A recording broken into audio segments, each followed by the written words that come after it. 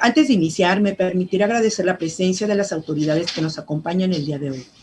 Del Instituto de Acceso a la Información y Protección de Datos Personales de Quintana Roo, los comisionados, el licenciado José Orlando Espinosa Rodríguez, la maestra Cintia Irazú de la Torre Villanueva y la licenciada Magda Eugenia de Jesús Lozano Ogman. A nuestro expositor del día de hoy, al doctor Edgar Alejandro Rubalcaba Gómez, coordinador de la Red Académica de Gobierno Abierto, México. Como parte de la bienvenida a esta conferencia, me permitiré otorgar la palabra a la maestra Cintia Irazú de la Torre Villanueva, comisionada del Instituto de Acceso a la Información y Protección de Datos Personales de Quintana Roo. Adelante, maestra. Gracias, Daisy. Muy buenas tardes a todos. A nombre de quienes integramos el Pleno del Instituto de Acceso a la Información y Protección de Datos Personales de Quintana Roo, por supuesto el comisionado presidente Orlando Espinosa y la comisionada Magda Lozano y su servidora, les agradecemos haberse dado el tiempo el día de hoy para conectarse a través de esta plataforma electrónica a esta importante conferencia. Sin duda alguna, todos estos trabajos de capacitación en beneficio, por supuesto, de todos los servidores públicos y en beneficio, sin duda, del Estado, ya que el tema de gobierno abierto y todos estos temas que competen al órgano garante, sin duda alguna, siempre serán impulsados por cada uno de los que integramos el pleno de este instituto. Muchísimas gracias, por supuesto, al maestro Edgar Rubalcaba. Edgar, te comentaba hace un momento y te reitero de nueva cuenta la bienvenida aquí a este órgano de transparencia de Quintana Roo. Muchas gracias por compartirnos tus conocimientos. Gracias por darte el espacio el día de hoy. Sabemos de tu complicada agenda y sin embargo te agradecemos enormemente estar aquí a través de esta pantalla. Ojalá pronto se nos dé de manera presencial. Sin más, agradezco a todos ustedes y por supuesto invitarlos a seguir participando en este tipo de conferencias y capacitaciones que se estarán dando a través de esta plataforma electrónica. Muy buenas tardes a todos. Muchas gracias, maestra. Antes de despedir a las autoridades, les agradecemos su presencia y las palabras dirigidas a los asistentes a este evento. Continuando con la conferencia Gobierno Abierto, antes de ceder la palabra al expositor, me permitiré dar lectura a su semblanza curricular. Edgar Alejandro Rubalcaba Gómez es profesor investigador en la Universidad de Guadalajara, en el Centro Universitario de Ciencias Económico-Administrativas, adscrito al Departamento de Políticas Públicas y coordinador en el Instituto de Investigación en Políticas Públicas y Gobierno. Doctor en Derecho, Gobierno y Políticas Públicas por la Universidad Autónoma de Madrid, España. Posee una maestría en Política Pública, otra maestría en Gestión Pública en Ambientes Virtuales y es licenciado en Derecho por la Universidad de Guadalajara, México. Realiza investigación relacionada con gobierno abierto, transparencia, participación ciudadana, datos abiertos, gobierno digital, políticas anticorrupción, inteligencia artificial e innovación pública. Ha sido investigador visitante en el Trinity College de Dublín, Irlanda, y en el Center for Technology and Government de la Universidad de Albany, Nueva York, Estados Unidos. Ha sido investigador del Laboratorio Iberoamericano de Gobierno Novagov Lab de España, así como investigador consultor para la Alianza de Gobierno Abierto. Actualmente es coordinador de la Red Académica de Gobierno Abierto en México y miembro del Sistema Nacional Investigadores. Sin más, me permito ceder la palabra al doctor Edgar Alejandro Rubalcaba Gómez. Adelante, doctor. Bueno, pues muchas gracias a todos, muchas gracias al IDAI por la invitación que me hacen el día de hoy para compartir algunas ideas sobre este tema que yo creo que sigue teniendo una gran pertinencia, como es el gobierno abierto. Agradezco especialmente las palabras de Cintia, de bienvenida, al comisionado presidente Orlando por la invitación, a Ninive, que ha estado muy atenta en este proceso de gestión para hacer posible esto. Y bueno, realmente reconocer a Quintana Roo, especialmente al IDAIP, como una institución que siempre están, digamos, preocupados por la formación continua, por el saber y enriquecer los conocimientos que tienen sus funcionarios y su sociedad en general. Bueno, sin más preámbulo, voy a iniciar la charla, la ponencia, que espero tardarme aproximadamente 30 minutos para dejar espacio a las preguntas que seguramente surgirán y serán muy interesantes. Sin más, voy a permitirme compartir pantalla para irme guiando para ir guiando la presentación. Ya. Vale.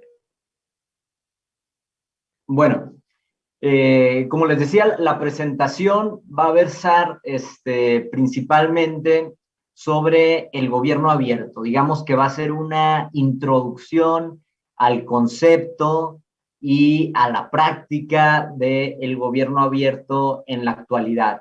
Por mi perfil, tal vez encuentren como muy académica la presentación, pero sin duda, como se va a ir desarrollando, la van a encontrar con más elementos prácticos y útiles para ustedes. Pero sí, para iniciar, me gusta hablar, contextualizar el fenómeno del gobierno abierto, porque mucha gente como que adopta este concepto, hablan sobre él, pero siempre hay mucha dispersión y un mal entendimiento o un disperso entendimiento. Cada quien entiende lo que quiera sobre este concepto. Entonces, para tratar de centrar esta idea de gobierno abierto, me gusta contextualizar un poquito, pues, de dónde surge.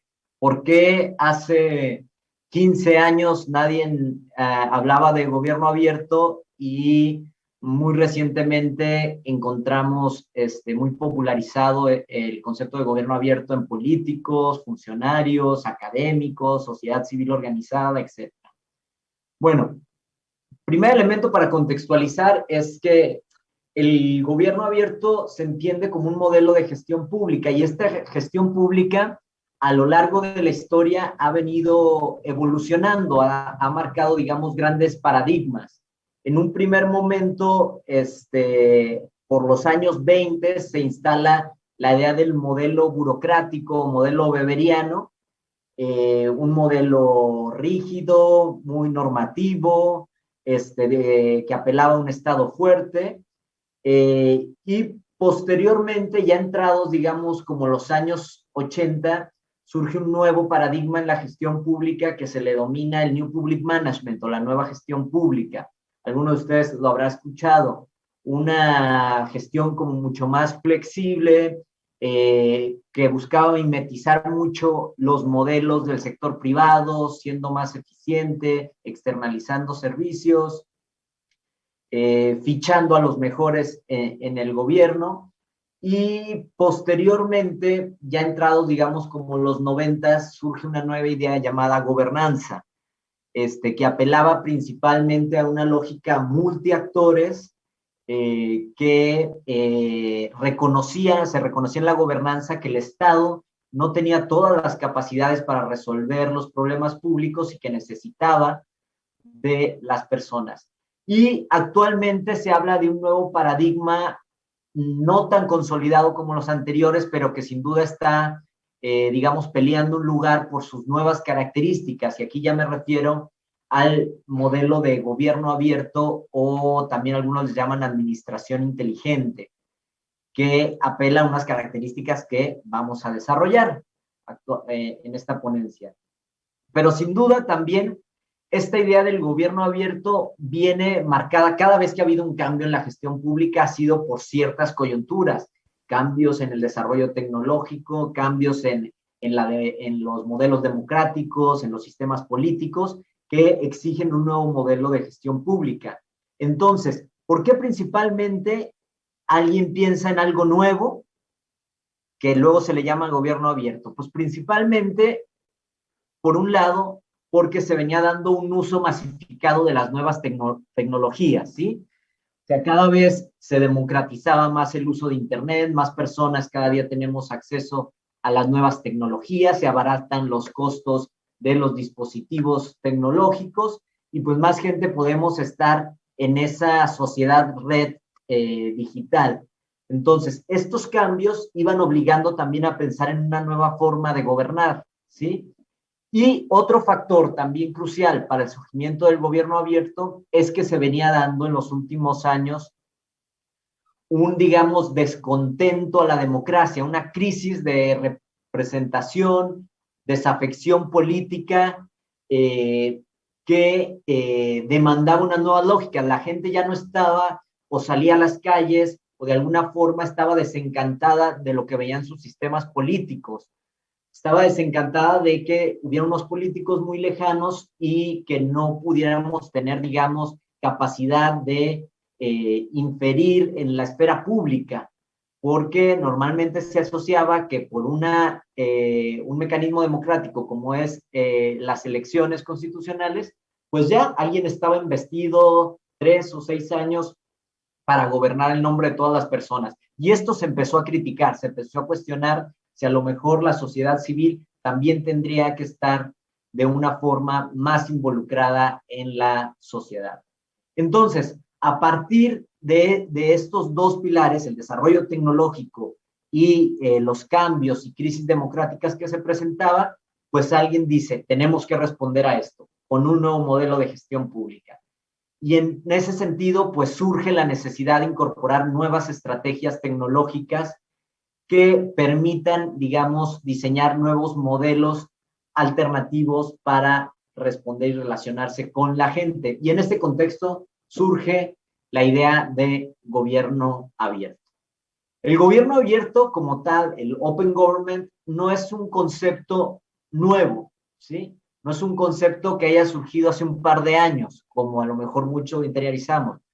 Sin embargo, ha tenido una reapropiación y un aparecimiento disruptivo en los últimos años entre políticos, funcionarios, sociedad civil, academia, etcétera. Pero tiene antecedentes en países nórdicos, hay investigaciones que hablan de open government desde los años 57 más o menos del siglo pasado, pero se ha venido desarrollando todo una nueva, un resurgimiento, y este resurgimiento y esto que ahora, digamos, encontramos el gobierno abierto en muchos lados, principalmente se debe a dos hitos contemporáneos. Por un lado, en 2009, Barack Obama lanza un memorándum al llegar a la presidencia de los Estados Unidos que se llamaba el Memorándum para la Transparencia y el Gobierno Abierto. Entonces, por la potencia y la capacidad que tiene Estados Unidos de liderar en algunos temas, pues mucha gente voltea a ver y decía, ¿qué es eso que trae Obama de Open Government? ¿Qué está haciendo? ¿Qué está pensando? ¿Cuál es esa idea? Pues a partir de ahí hay un hito en el 2009. Y 2 años después, también impulsado por algunos países, entre ellos México, liderado también por Estados Unidos, nace la Open Government Partnership, o la Alianza para el Gobierno Abierto, una organización internacional que suma ya 78 países que se comprometen a impulsar acciones y políticas de gobierno abierto. Entonces, a partir de esos dos hitos es que se populariza y ahora encontramos en los municipios, en los gobiernos, en los institutos garantes de transparencia, en muchos países, esta idea prioritaria de impulsar políticas de gobierno abierto.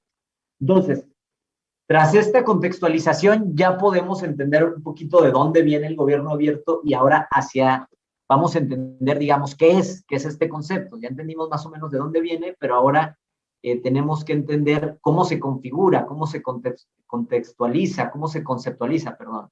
Entonces, para ello vamos a marcar algunas premisas. Primero, el gobierno abierto va a entenderse como un nuevo modelo de gestión pública.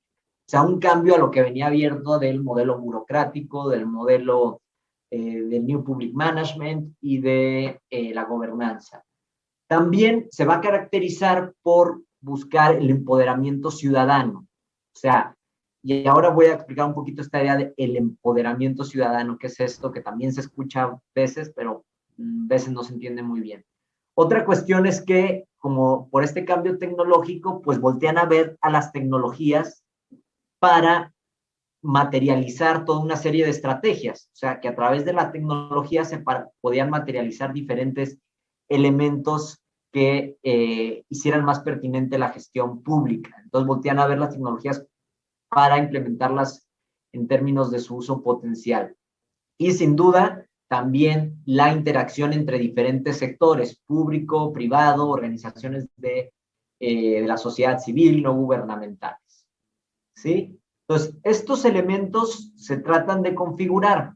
Sin embargo, aquí hago un matiz muy interesante en torno a que el gobierno abierto tiene una variable muy complicada, y eso lo digo en base a diferentes estudios y análisis que se han hecho de este tema, que es que el gobierno abierto implica ceder poder, ¿sí? Y esto es completo, o sea, es complejo, porque siempre vamos a encontrar resistencia en este sentido. O sea, el gobierno abierto, para que se materialice, para que cobre vida, pues tiene que haber por parte de la autoridad gubernamental una parte de ceder, de compartir ese poder de la toma de decisiones, y esto es complejo de hacer, se necesita mucha voluntad política. ¿Y por qué es complejo? Simplemente ustedes piensen cuál es el principal incentivo, o tal vez no el principal, pero uno de los incentivos más importantes que tiene una persona, un político, para llegar a un cargo público, de elección popular normalmente. Normalmente lo que buscan es tener esa capacidad, ese poder para orientar, de acuerdo a sus ideas, a la sociedad, ¿sí? Tener el poder de decidir cuáles son prioridades, qué se arregla, qué se le da, qué problemática se atiende. Entonces, en esta lógica de gobierno abierto, ahora le vas a decir a ese político que busca ese poder, decirle, oye, puedes hacerlo, pero si quieres ajustarte a una lógica de apertura gubernamental, pues no vas a tener ese poder tú, sino que lo tienes que compartir con la sociedad. Esto cuesta. O sea, cuando ya le dices a un político que tiene que compartir su poder, no lo dicen ellos, pero sabemos que existe, como que no les gusta tanto, o sea, como que les prefieren tener el sartén por el mango y no compartirlo. Entonces, eso hace una variable importante en la materialización del gobierno abierto. Y no únicamente entendamos el gobierno abierto como la publicación de información, como esta variable de acceso o de transparencia. El gobierno abierto tiene que ver con una apertura permanente y una interacción entre los actores sociales, ¿sí? Entonces, en ese sentido, se establecen, digamos, o se popularizan unos pilares del gobierno abierto, o sea, como unos ejes que va a seguir, que yo le llamo pilares obamianos, porque Obama los puso de moda en su memorándum, donde él hablaba de que el gobierno abierto iba a buscar principalmente priorizar 3 tópicos: transparencia, como el derecho a saber de las personas, la participación ciudadana como el derecho a implicarse, y la colaboración como el derecho a tener una capacidad de incidir en los asuntos públicos, ¿sí? Pero estos ejes se han repensado a través de la investigación, de las academias, de organizaciones internacionales que han colaborado, y ha tenido algunas varianzas. Incluso podemos encontrar una diversidad de papers, de investigaciones académicas que hablan de diferentes pilares del gobierno abierto, pero estos son los más populares. También unos de los más populares son los que pone, digamos, o establece la Open Government Partnership, la Alianza para el Gobierno Abierto. Ellos hablan de acceso a la información, participación, rendición de cuentas e innovación tecnológica como los ejes para materializar el gobierno abierto. Bueno, con todo esto que ya les conté,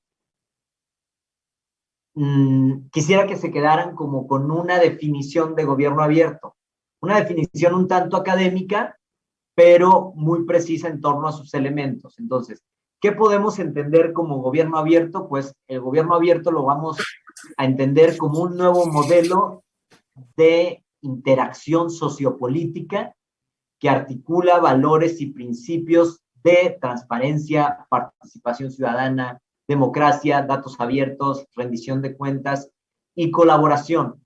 Todos esos elementos basados en el uso potencial de las nuevas tecnologías y con ello generando empoderamiento ciudadano, innovación pública, todo esto dentro de la acción político-administrativa, ¿sí? O sea, aquí ya estamos hablando de cómo podemos entender o visualizar lo que es el gobierno abierto. Y aquí podemos entender que solamente no es solo transparencia, o no es solamente gobierno digital, o no es votaciones, o sea, es todo un modelo de interacción política que configura un modelo de gestión pública, ¿sí? Bien, ahora, como que ¿por qué sería relevante o qué valor tiene el gobierno abierto? ¿Sí? O sea, ¿por qué sería relevante el gobierno abierto? Bueno, primeramente y sin duda de lo más importante es porque el gobierno abierto viene, como su palabra lo dice, a abrir lo que antes estaba cerrado, ¿sí? O sea, normalmente había una lógica de que se elegían a los políticos y pues ellos decidían. Pero, digamos, para tratar de estimular un poquito la imaginación y explicar esto de que abre lo cerrado, imagínense ustedes las oficinas del gobierno de su estado. O sea, ¿dónde está el Palacio del Estado de Quintana Roo? Visualicen esas oficinas. Imagínense que ustedes están afuera y ustedes no saben adentro qué está pasando, quién se está reuniendo con quién, qué están hablando, cómo están tomando las decisiones, etcétera, ¿sí? Si ustedes pasan y luego muy posiblemente no te dejen entrar, al menos que vayas a un asunto o hay alguna cuestión. Eso podemos hablar, digamos, como que está cerrado, ¿no? Sin embargo, imagínense que ese palacio de gobierno tuviera unas muros, en vez de esos muros que deben de ser muy bonitos, que tuviera unos muros de cristal, en donde ustedes pudieran ver quién se está sentando con quién está hablando con quién, pero aparte que ustedes tuvieran la capacidad de entrar y de ver, escuchar y opinar qué pasa ahí adentro de ese gobierno, ¿sí? Entonces ustedes ya tendrán capacidad de incidir, de ver, de escuchar, de opinar en esto. Entonces, esto es lo que busca hacer el gobierno abierto, no literalmente poner muros de cristal en las oficinas, pero de crear ese escenario de apertura en las instituciones. También es relevante el gobierno abierto porque democratiza el acceso a la información. O sea, se habla de que una de las condicionantes para hacer un gobierno abierto es que las personas tengan acceso a la información. Para con ello poder que los ciudadanos tengan información y empoderarlos, o sea, darles poder en la toma de decisión, darles conocimiento, darles capacidad de incidencia en los asuntos públicos, ¿sí?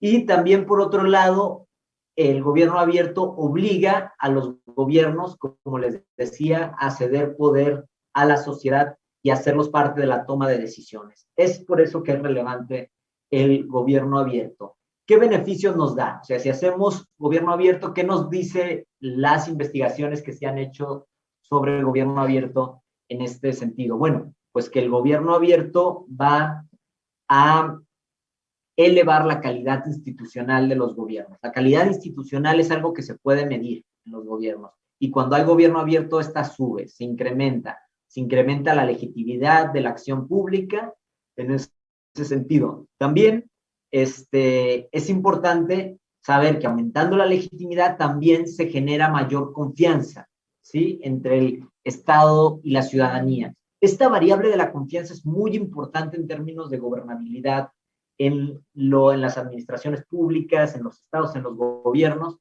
porque se tiene que construir y a medida que haya confianza se va a desempeñar, va a tener un mejor desempeño las administraciones públicas. Y la confianza entre ciudadanía y Estado se construye muy similar a la confianza que ustedes crean con sus amigos, a la confianza que ustedes cuando van a una clase y a un lado tienen una persona que no conocen, si esta persona no les habla, si no les dice sus gustos, por qué está ahí, dónde vive, si tiene pareja o no, pues difícilmente van a confiar ustedes en ella porque no saben nada de ella. Pero a medida de que esta persona les comparta, les invite a su casa, platiquen, les pida consejos, hagan cosas juntos, todo, van a construir una confianza, ¿no es verdad? En ese sentido, pues muy similar opera la confianza entre el Estado y la ciudadanía. A medida que el Estado abre sus puertas, da información, permite la participación, pues es muy posible que se incremente la confianza si se hacen bien las cosas.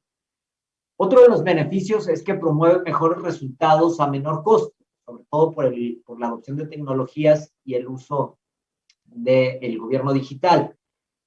Pero también otro de los beneficios es que aprovecha el conocimiento de la ciudadanía. O sea, esta idea de la inteligencia colectiva, a lo mejor algunos de ustedes habrán escuchado este término, de la inteligencia colectiva, que es reconocer desde los gobiernos que no se tiene todo el conocimiento ni toda la inteligencia para responder o solucionar los problemas tan complejos que tiene la sociedad. Pero el conocimiento y la inteligencia está distribuida entre la sociedad. Entonces lo que necesitamos son tender medios y canales que hagan que esa inteligencia se conecte y llegue a un nodo en donde permita solucionar un problema, ¿sí? Entonces por eso también promueve esta idea de innovación y con eso fomenta la innovación pública, esta idea de los laboratorios de innovación pública que apelan a esta apertura de gobierno abierto, ¿sí?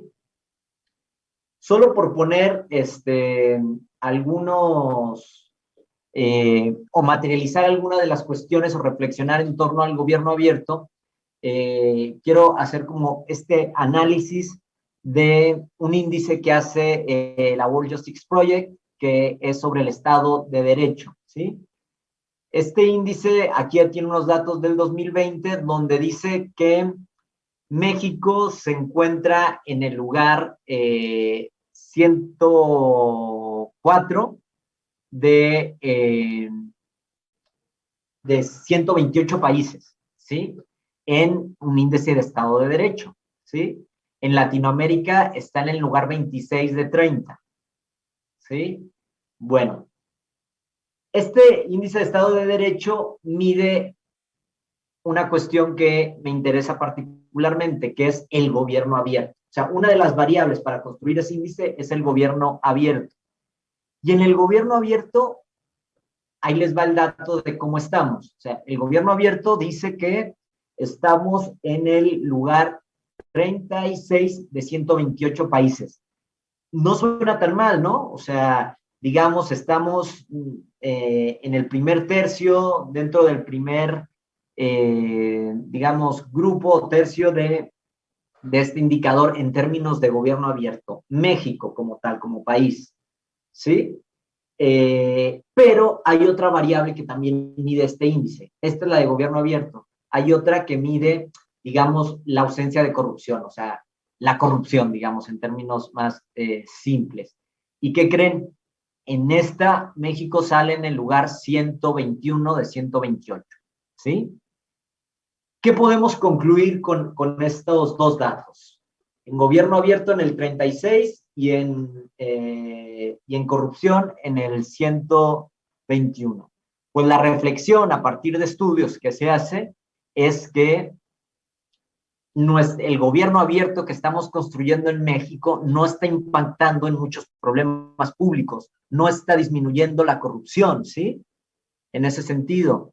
Otro dato que a mí también me gusta mucho compartir es el desmitificar esta idea de que a mayor transparencia, menos corrupción.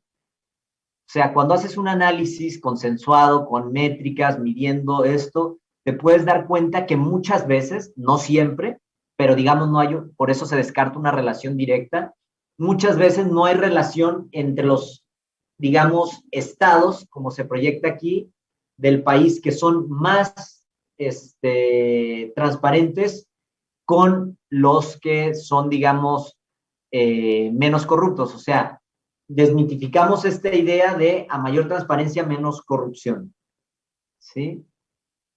Ahora, también brevemente, ¿cómo se mide esto del gobierno abierto? ¿Se puede medir? Pues sí, sí se puede medir y hay diferentes formas. Muy rápido les voy a comentar tres. La primera es esta, la que aplica la Open Government Partnership.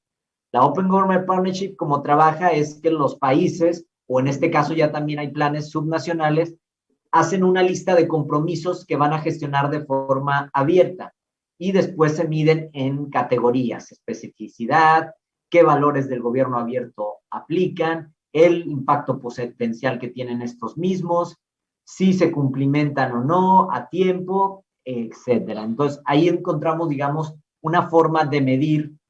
Obviamente hay mucha literatura detrás de esto, pero solamente para que se genere una idea. El CIBE junto al INAI también sacaron un par de ediciones de unas métricas de gobierno abierto. ¿Cómo lo medían? ¿Cómo medían el gobierno abierto en el país? Bueno, pues decían a partir de dos factores. Ellos decían, gobierno abierto son dos elementos, transparencia y participación ciudadana. Y los vamos a medir en dos perspectivas, dos dimensiones.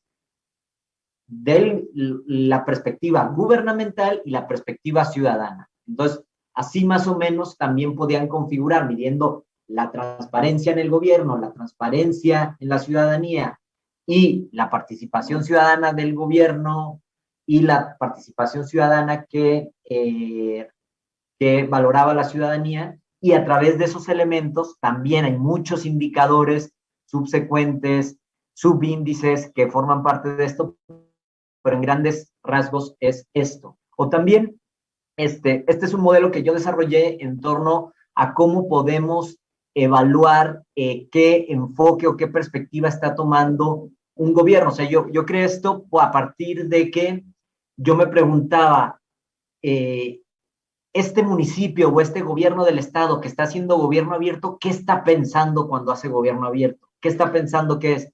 Entonces, a través de un estudio estadístico me di cuenta de que había tres principales perspectivas que tenía la gente cuando decían gobierno abierto, o cuando un funcionario decía, no, yo voy a hacer gobierno abierto en mi estado o en mi municipio. Entonces, unos pensaban que era valores democráticos y corresponsabilidad, democracia, colaboración, participación ciudadana. Otros pensaban que era innovación tecnológica, que era gobierno digital, interoperabilidad, Smart Citizen, redes sociales. Y otro grupo pensaba que era acceso a la información y disponibilidad de la misma, ¿sí? Datos abiertos, transparencia, rendición de cuentas, como que pensaban que eso era. Y la verdad es que la configuración de estas tres perspectivas es lo que hace robustecer un modelo de gobierno abierto, no de forma aislada, ¿sí? Bueno, y para ir concluyendo algunas ideas, creo que vamos un poquito bien de tiempo, le doy rápido. Bueno, primero que nada, el gobierno abierto permite la colaboración entre diferentes secciones y la co-creación y coproducción de políticas públicas. Esta idea de la co-creación y coproducción realmente es distintiva del gobierno abierto, del abrir espacios de colaboración para que juntos se pueda co-crear, no solamente en una etapa de la política pública, sino desde el diseño, la implementación, la evaluación, todas las etapas. El gobierno abierto está generando un cambio transformador en la gestión pública. ¿Por qué? Porque ahora a un funcionario le dices que no va a poder tomar esa decisión desde su escritorio, sino que la va a tener que consensar con la sociedad civil o con la población o con un grupo específico. Y eso es transformador en la gestión pública. El gobierno abierto también se está configurando como un modelo útil para mejorar la calidad de vida y promover los valores democráticos, ¿sí?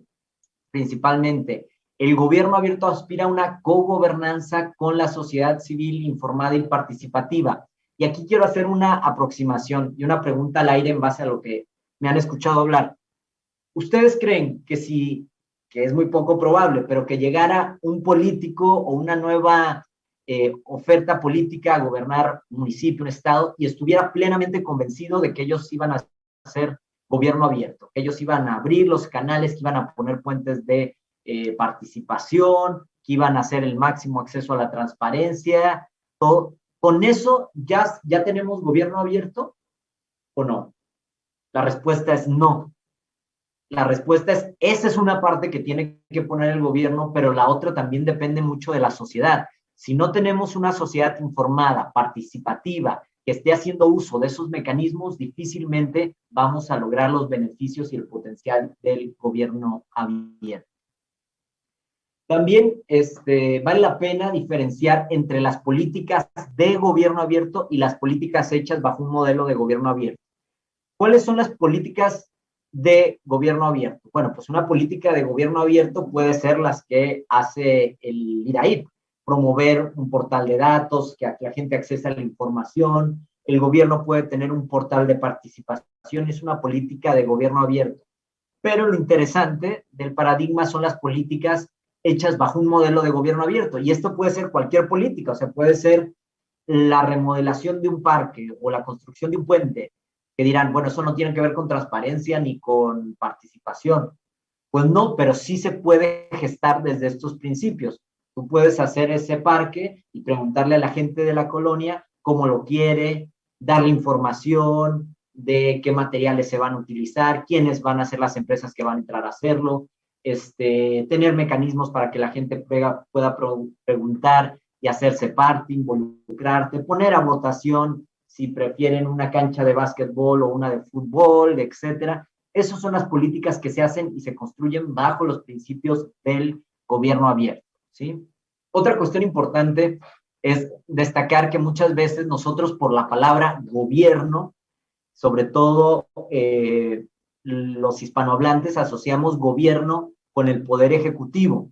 Sin embargo, la palabra government normalmente en términos anglosajones es más amplia y habla todo de ese sector público. Por lo tanto, es importante decir que la apertura del gobierno abierto no solo afecta al ejecutivo, sino que también tiene parte en el poder legislativo y judicial. Por eso se habla mucho de parlamentos abiertos, de congresos abiertos o de justicia abierta, porque también ellos pueden aperturar sus procesos, incluir la transparencia y la participación principalmente en sus elementos. Sin duda, cada vez está creciendo más la comunidad interesada en impulsar gobiernos abiertos en este sentido. También rescato, digamos, ahorita que ponía el ejemplo de la corrupción, que hay como una paradoja, porque nunca antes en la historia se contaban con tantas herramientas tecnológicas para combatir la corrupción, o sea, tanta software, capacidad de análisis de datos, etcétera, como ahora, que con eso se puede combatir la corrupción. Sin embargo, de acuerdo a los índices, ahora también hay más percepción de corrupción que nunca, ¿sí? O sea, pareciera que tenemos más herramientas, pero es cuando más hay corrupción, pareciera como ilógico. Sin embargo, también esto atiende una lógica de que cada vez estamos más informados, cada vez accesamos a más elementos y por eso visualizamos los eventos, digamos, de corrupción. Y yo considero que una estrategia de gobierno abierto bien aplicada, integral, como política pública, puede ser sin duda una ruta efectiva para combatir la corrupción y iniciar un camino a la construcción de confianza entre sociedad y gobierno. También cerrar pues diciendo que esto del gobierno abierto, si lo tengo que sintetizar en una frase, yo diría que el gobierno abierto trata de transformar la lógica de la acción de gobernar. ¿Cómo es esto? Pues que no se trata de gobernar para los ciudadanos, sino gobernar con los ciudadanos, ¿sí? Es cambiar esta lógica también de legitimación, donde yo participo, tú participas, nosotros participan, pero al final ellos deciden. O sea, ellos no quieren compartir ese poder. Quieren solamente legitimar, hacer como si tomaran en cuenta a la gente, pero sin perder esa variable de control que tiene. Y esto tendría que cambiar. Y por último, una frase que mimeticé del discurso feminista, del cual estoy muy de acuerdo, por cierto, que decían ellas algo así como que el futuro va a ser feminista o no será.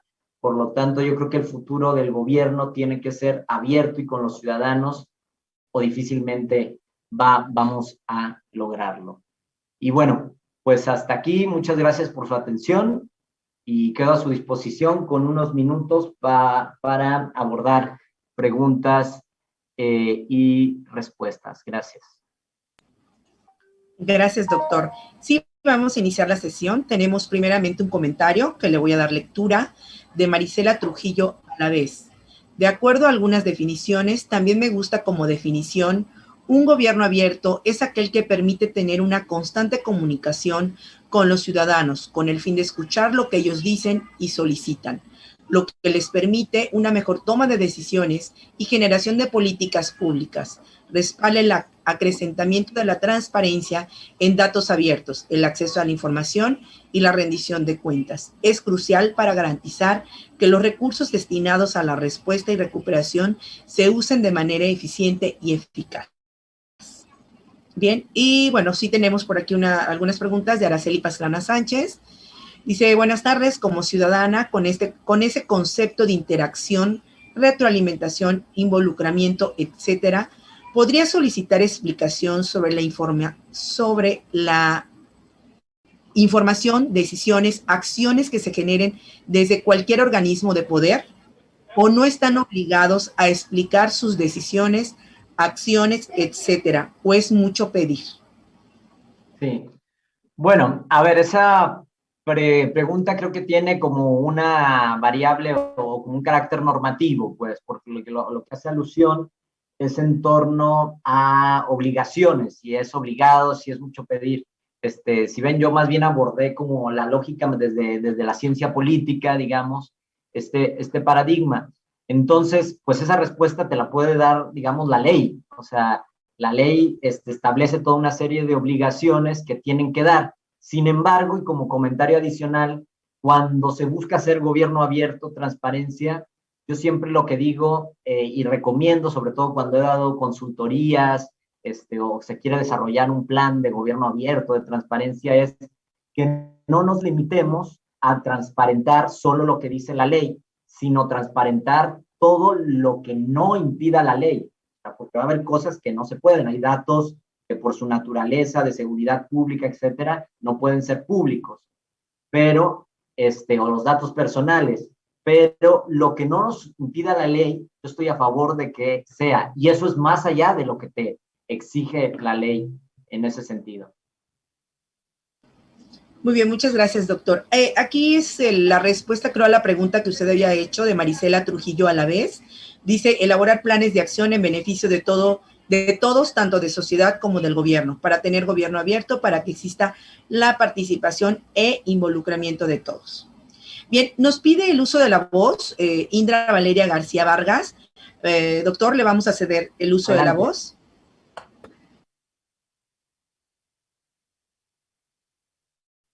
Hola, buenas tardes. ¿Sí me escuchan bien? Sí, adelante, Indra. Ok. Mi pregunta, pues, siento que es muy difícil porque es una cosa que la verdad sí me ha estado casi pegando con la cabeza. Yo formo parte del equipo de Cancún Observa y ahorita en las elecciones estuvimos acercándonos a los y las candidatas para que subieran su 3 de 3 y todos esos mecanismos de transparencia, ¿no? Son muy renuentes, muchos. Nos esforzamos, hicimos el trabajo, estuvimos detrás de ellos, pero muchos no lo quieren hacer. Y los que sí lo hacían, entonces también hay esa parte en donde la ciudadanía misma no tiene mucho el interés de ir, informarse, hacer el voto razonado, ¿no? Contrastar las propuestas. Entonces mi pregunta es, de un lado, sí tienen que ser vinculante que estén las personas candidatas para subir su información, pero aún así, ¿cómo le hacemos como para que de verdad sea efectivo? Esa es mi pregunta, ¿cómo fomentamos a que la gente se informe y también a que las personas candidatas o que estén en cargos públicos se comprometan, aún más allá de cuando sea una obligación ya legal? Entonces, esa es mi pregunta. Muchas gracias. Gracias, Indra. Bueno, interesante, sobre todo porque planteas un caso real de lo que sucede actualmente en nuestros sistemas políticos, en ese sentido. Sí, sin duda, yo creo que ha habido esfuerzos impulsados desde la sociedad civil y con impulso de autoridades, del legislativo, etcétera, a impulsar, digamos, estas prácticas de transparencia principalmente, como la que mencionas de las declaraciones 3 de 3. Sin duda vamos a encontrar un montón de reticencia, pues, como tú lo comentas, a esto. Y yo creo que el camino a vencer eso tiene dos vías, o sea, y voy a decirlo en términos muy coloquiales, por las buenas y por las malas. O sea, por la buena sería que la gente cobrara conciencia de los beneficios, de la utilidad, del desarrollo social que se tiene, de la modernización en la gestión pública, para que fuera más proclive, digamos, a tener esas muestras de apertura, a no dar espacio a la opacidad, digamos, en ese sentido, poder ver, tener más claridad si hay un enriquecimiento ilícito, etcétera. La ley ya ha abordado de muchas autoridades que tienen que hacer esto sí o sí, y esa, digamos, es por la mala, digamos, por lo que dice la ley, lo tengas que hacer sí o sí. Entonces, pero aquí, digamos, otra crítica es que tenemos que hacer efectivas una serie, digamos, de sanciones cuando no se aplique eso, ¿sí? O sea, cuando alguien incumpla y esté mandatado por ley, tiene que haber un castigo emblemático para que no se vuelva a repetir esa cuestión, si no, pues vamos a dejarlo a criterio de la persona, o si está en la ley no la vamos a cumplir, de todos modos no me sancionan y no pasa nada, pues al no haber mecanismos coercitivos difícilmente vamos a lograr este sentido. Entonces está el camino bueno del conquistar la conciencia, digamos, y el entendimiento de esto, o el tener una ley con mecanismos de sanción y coercitivos que obliguen a ello. Muchísimas gracias. Nada, Indra. Gracias, doctor. Tenemos ya nada más un último comentario de Fernando Fernández de Transparencia Puerto Morelos. Dice, gobierno abierto no es solo ser transparente, sino tener interacción entre sociedad y gobierno. Bien, yo creo que con esto cerramos la sesión de preguntas y respuestas. Ya no veo a nadie más que quisiera participar, y ya quisiéramos... perdón, es que aquí me están informando. Vamos a hacer el cierre. Bueno, tenemos una más. Bien, de José Raúl Gómez Caballero. También está el derecho a la verdad, no solo el derecho a saber. Bien, es que tengo por aquí un mensaje privado, pero creo que... Bien, es sobre el contacto. Aquí nos piden sobre el contacto quiero pensar de usted. Creo que al final puso de su diapositiva algún correo electrónico. De todas formas, les recordamos que las presentaciones las vamos a subir, siempre se suben al sitio web de nosotros, del Instituto de Acceso a la Información. Entonces, pueden acceder a ello y ahí pueden encontrar los datos, y si requieren algo de más de información, nos pueden escribir a nuestros correos electrónicos. En el caso de capacitaciones es unidad.capacitación@idaicro.org.mx. Disculpen el comercial, doctor. Muy bien, ya puso sus datos, muchísimas gracias. Y bueno, para continuar y ya hacer el cierre de esta conferencia, me permitiré otorgar el uso de la voz a la licenciada Aida Ligia Castro Bastos, secretaria ejecutiva del Instituto de Acceso a la Información y Protección de Datos Personales de Quintana Roo, para que nos brinde un mensaje de cierre de la conferencia. Adelante, licenciada. Hola, muy buenas tardes a todos. Agradecemos la presencia de cada uno de ustedes. Realmente ha sido un evento que nos ha aperturado mejor la información, la información que teníamos respecto al tema. Agradecemos al maestro Edgar Rubalcaba por el tiempo que nos obsequió. Realmente en el Estado pues estamos aprendiendo sobre el tema, y realmente lo aportado el día de hoy considero que abona mucho a nuestro conocimiento, a lo que vamos a ir emprendiendo como institución y obviamente a nivel estatal. Pues no me queda más que pues darle las gracias, agradecer igual a todos los que nos acompañaron el día de hoy, y pues bueno, en nombre del instituto pues estaríamos organizando, la intención es organizar más eventos de este tema y que nos pudieran acompañar, porque creo que aún vamos a aprender mucho. Pues muchas gracias y buenas tardes a todos.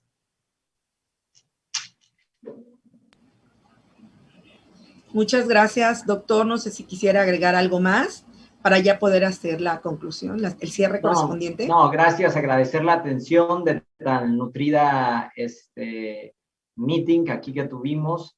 Espero que haya sido útil, sobre todo para ampliar y aclarar la idea de lo que es el gobierno abierto, que hay mucha dispersión en ello. Y bueno, agradecer de nuevo al IDAIP, a los comisionados, y a todas las personas pues que hicieron esto posible, y quedo a su disposición para cualquier cosa. Muchas gracias.